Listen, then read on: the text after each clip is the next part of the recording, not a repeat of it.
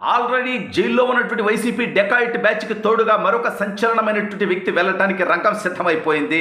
జగన్మోహన్ రెడ్డిని నమ్ముకొని మరొక సంచలనమైనటువంటి నాయకురాలు జైలుకి వెళ్ళటానికి పూర్తిగా ఆధారాలతో సహా ఏసీబీకి దొరికిపోయింది. మాజీ జబర్దస్త్ జడ్జి, మాజీ మంత్రి రోజా ఏ కేసులో జైలుకి వెళ్ళబోతా ఉంది, ఎప్పుడు వెళ్ళబోతా ఉందనేది ఈ వీడియోలో వివరించబోయే ముందుగా ఇప్పటి వరకు మన ఛానల్ సబ్స్క్రైబ్ చేయని వాళ్ళు ఖచ్చితంగా సబ్స్క్రైబ్ చేయండి. ఇక విషయానికి వస్తే రోజా గారి నికృష్టపు చరిత్ర, ఆవిడ గారి వ్యవహార శైలి నేను రాష్ట్ర ప్రజలు కొత్తగా వివరించాల్సినటువంటి అవసరం లేదు. ఈవిడ గారు అధికార మదంతో అహంకారంతో అనేక కారుకూతలు కూయటమే కాదు అవినీతి పనులు కూడా చేసిందనేది కూడా ప్రజలకు తెలుసు. అయితే ఈవిడ గురించి నగర నియోజకవర్గ ప్రజలకు కూడా తెలిసి నగర నియోజకవర్గ చరిత్ర చూడని విధంగా 45,000 ఓట్లతో అత్యంత ఘోరంగా రోజా గారిని ఓడించి గాలి భాను గారు అక్కడ శాసనసభ్యుడిగా గెలవటం జరిగింది. అయితే సొంత పార్టీలోనే వేరు కుంపట్లు ఉన్నటువంటి రోజాని ఓడించాలనేటువంటి ప్రయత్నం చేస్తారంటూ గతంలో కూడా రోజా తాను మంత్రిగా ఉన్నప్పుడు కూడా అనేక సార్లు ప్రెస్ మీట్లు పెట్టుకుని ఏడ్చినటువంటి విషయం మనందరికీ తెలుసు.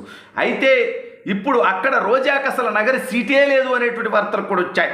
ఆవిడ అక్కడి నుంచి ఒంగోలు ఎంపీగా వస్తుందని, సరే ఆ తర్వాత చెవిరెడ్డి వచ్చాడు, సరే ఇప్పుడు అక్కడ గాలి జగదీష్, గాలి భాను గారి తమ్ముడు గాలి ముద్దుకృష్ణనాయుడు గారి చిన్న కుమారుడు గాలి జగదీష్ వైసీపీలో జాయిన్ అవుతాడు. రోజా కనీసం నగరి సీటు కూడా ఉండదనేది మరోవైపు చర్చ జరుగుతోంది. అయితే ఈ సమయంలో అలాంటిది జరిగితే రోజా కూడా పార్టీ నుంచి వెళ్ళిపోతుంది కాబట్టి కొంచెం ఇబ్బంది అవుతుందని చెప్పి జగన్మోహన్ రెడ్డి ఈ యొక్క జాయినింగ్ని కొంత హోల్డ్లో పెట్టినట్టుగా తెలుస్తుంది. సరే, ఇవన్నీ రాజకీయ అంశాలు. ఇప్పుడు ఆడుదాం ఆంధ్ర. రోజా గారి వ్యవహారం మనందరికీ తెలుసు. రోజా గారు మట్టి దోపిడీ చేసింది, ఇసుక దోపిడీ చేసింది, భూదందాలు చేసింది, 100 కోట్ల రూపాయలు తన సొంత అన్నల్ని అడ్డం పెట్టుకొని వాళ్ళ ద్వారా అక్రమ సంపాదనలు చేసింది. వీటితో పాటు పరమ పవిత్రమైన వెంకటేశ్వర స్వామి దర్శనాల విషయంలో కూడా కుంభకోణాలు చేసి 100 కోట్ల రూపాయలు దర్శనాల పేరిట కూడా దోచుకుంది. రోజుకి 50 మందికి 60 మందికి పెట్టడం, దర్శనానికి ఇంత వసూలు చేసుకోవటం, ఆ రకంగా వెంకటేశ్వర స్వామి దగ్గర కూడా అపచారపు పనులు చేసినటువంటి దౌర్భాగ్యం చరిత్ర రోజా గారిది. అసలు తిరుమలలో ప్రెస్ మీట్ పెట్టొద్దంటే ఆయనకి రావటం, చంద్రబాబు, లోకేష్, పవన్ కళ్యాణ్ అంటూ మాట్లాడటం, ఈ రకమైనటువంటి నికృష్ట చరిత్ర కూడా మనం చూసాం.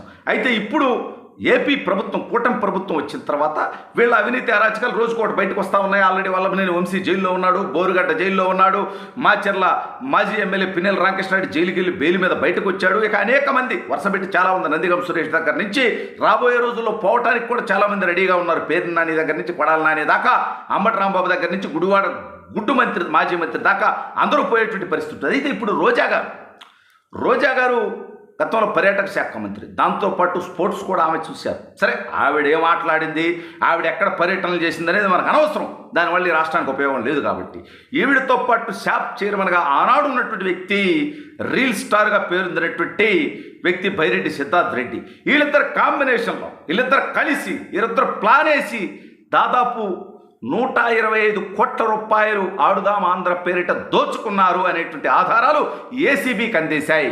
కూటమి ప్రభుత్వం ఈ కేసుని ఏసీబీకి బదలాయించడం జరిగింది. అయితే 125 కోట్ల రూపాయలు ఏ ఊర్లో ఖర్చు పెట్టారు, ఏ గేమ్స్ కోసం ఖర్చు పెట్టారు, ఎవరెవరికి ఆ డబ్బు ఇచ్చారు, నిర్వహణ ఎంత ఖర్చు పెట్టారు, లేదంటే వాళ్ళకి బహుమతుల రూపంలో ఎంత ఇచ్చారు, అసలు నిజంగా ఇచ్చారా లేదా, జరిగిందా లేదా, ఎవరి పాత్ర దీని వెనుకున్నది, ఎవరి ఆదేశాలతో జరిగింది, రాష్ట్రం అంతా కూడా కలెక్షన్ పాయింట్లు పెట్టి వసూలు చేశారా ఏంటనేది పూర్తి వివరాలు కూడా ఏసీబీకి దొరికిపోయినట్టుగా తెలుస్తూ ఉంది. రోజా గారి గురించి మనందరం చూసాం. ఈ మధ్యకాలంలో ఓడిపోయినప్పటి నుంచి బయటకు రావట్లా, అప్పుడప్పుడు మెరుపు తీగలాగా వచ్చి ఏదో ఒకటి మళ్ళీ కాంట్రవర్సీ మాటలు మాట్లాడేసి మళ్ళీ జగనన్న వచ్చాడు అంటాది. అసలు నీకు సీటుకే దిక్కులేదు, నువ్వు 45,000 ఓట్లతో అత్యంత ఘోరంగా ఓడిపోయావు, నగర ప్రజలే నీ మొహాన చీకొట్టారు, అయినా సిగ్గు లేకుండా సరే ఈవిడ గారు ఇదే కాదు, ఓన్లీ ఆడుదాం ఆంధ్రే కాదు, పర్యాటక శాఖ మంత్రిగా ఈవిడ గారు ఫ్లోటింగ్ బ్రిడ్జ్ అని విశాఖపట్నం అక్కడ సముద్రం దగ్గర విశాఖపట్నం ఆర్కే బీచ్లో ఫ్లోటింగ్ బ్రిడ్జ్ అని ఒకటి వేసింది. ఏంటంటే దాదాపు 3 కోట్లకు పైగా, ఏంటంటే ధర్మాకోల్ సీట్లు పెట్టి 24 గంటలు కూడా లేకుండా, దాంట్లో కేంద్ర ప్రభుత్వ నిధులు కూడా ఉన్నాయి. అంటే దీని మీద కేంద్ర ప్రభుత్వానికి సంబంధించినటువంటి సంస్థలు కూడా రోజా గారి మీద కేసు పెట్టేటువంటి అవకాశం ఉంది. ఇప్పుడు ఆల్రెడీ ఈ ఆడుదాం ఆంధ్ర పేరిట, అంటే జగన్మోహన్ రెడ్డి స్థాయిలో ధన దోచుకుంటే 1,00,000 కోట్లు, ఎవడి స్థాయిలో వాడు, ఏ మంత్రి పెద్దిరెడ్డి స్థాయిలో పెద్దిరెడ్డి దోచుకోవటం, కొడాలి నాని స్థాయిలో కొడాలి నాని దోచుకోవటం, ముఖ్యమంత్రి దగ్గర నుంచి స్థానిక సర్పంచి, చిల్లర నాయకులు, వాలంటీర్ల దాకా వైసీపీ హయాంలో ఎవడి దోపిడీ వాడు చేసుకోవటం, ఒకడికొకటి సహకరించుకోవటం, ఇవన్నీ కూడా ఇవాళ కూటమి ప్రభుత్వం వచ్చిన తర్వాత ఒక్కొక్కటి బయటకు వస్తూ ఉన్నాయి. విస్తు గొలిపేటువంటి అంశాలు బయటకు వస్తూ ఉన్నాయి. ఈ యొక్క రోజా గారి విషయానికి వచ్చేసరికి తిరుమల టికెట్ల దగ్గర నుంచి భూదందాలు, ఇసుక మాఫియా, మట్టి మాఫియా, పర్యాటక శాఖలో దోసుకున్నటువంటి దోపిడీ, ఇది కాకుండా ఆడుదాం ఆంధ్ర పేరిట దోపిడీ, ఈ రకంగా వీళ్ళ హయాంలో నవరత్నాలేమో కానీ నవ అవినీతులు మాత్రం విపరీతంగా ఎవరికోళ్ళు చేసేసి ఉన్నారు. ఇప్పుడు ఏసీబీకి ఈ కేసు బదలాయించడంతో రోజా గారికి సంబంధించినటువంటి అవినీతికి సంబంధించినటువంటి ఆధారాలన్నీ ఏసీబీ దగ్గర ఉండడం, అతి త్వరలో రోజా గారికి కూడా కారాగార వాసం తప్పదు అనేటువంటి వార్తలు వస్తున్నాయి.